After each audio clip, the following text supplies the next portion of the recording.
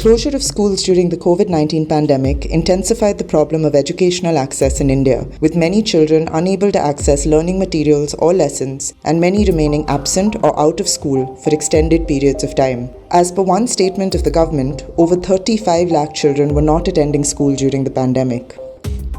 Despite the severity of the problem, estimation of out-of-school children has been a challenge, with reports provided by government representatives and researchers varying substantially. Across studies, internet and smartphone inaccessibility ranged from 11% to 91%, leading to prolonged absenteeism.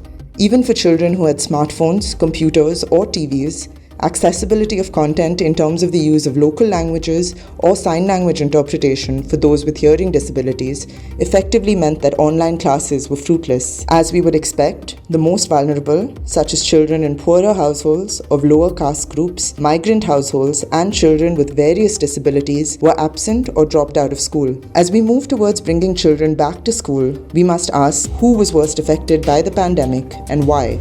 Decoding Exclusion, an interview series by the Vidhi Centre for Legal Policy, aims to discuss the various facets of the problem of exclusion in education in India. With a range of experts in the field of law, policy, and education, we examine evidence on new sites of exclusion and ways in which we can support children and their households as we bring them back to school.